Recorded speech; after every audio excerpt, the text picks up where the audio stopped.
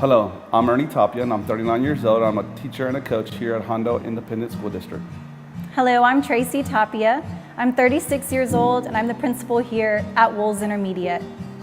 I've been a Hondo ISD student starting in kindergarten all the way through 12th grade year and graduated in 2002. I was a student in Hondo Independent School District since kindergarten all the way through my senior year and graduated in 2001.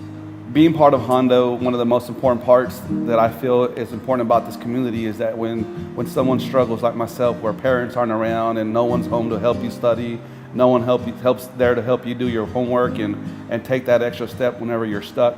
My sixth grade math teacher, Mrs. Saldoff, was a big part of making me who I was. I entered her classroom in sixth grade. She pulled me to the side one time, and I'll never forget. It's like it was yesterday. She told me, and she asked me, she's like, Ernie, I want you to know that you're the only person in this whole entire grade that actually got 100 on this assessment. And I was very shocked. I was a kid who had never been praised.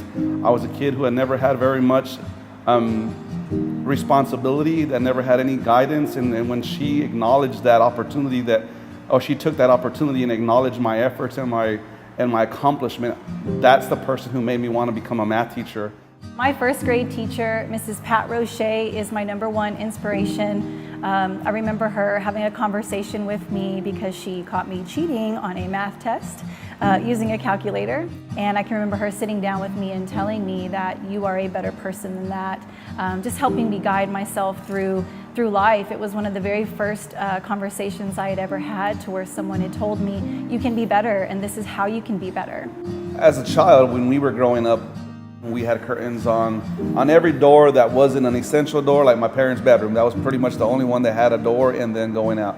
And I'll never forget the time whenever I learned my first lesson as a young child. I was going into 7th grade. I had just started playing football, and I was staying with one of my best friend's house named Zach, and his sister was coming in from cheer practice, and I was just in the bathroom, using the bathroom, and she walks in and she's like, "What are you doing? You're supposed to close the door." And I was like, "Oh, I'm sorry, I didn't know," and she just walked out. But she and that family taught me that you have to be responsible for your actions by doing what you're supposed to do and understanding that there's more to the world than just what I've known or what I've been exposed to. So what does sports mean to me? What does sports mean to this community? It allows people to go into homes and environments that they're not accustomed to, and it allows them to see that there is a different world that you don't know until you're exposed to it and want to be part of it, and not to be complacent with where you are and not to be a victim to your environment.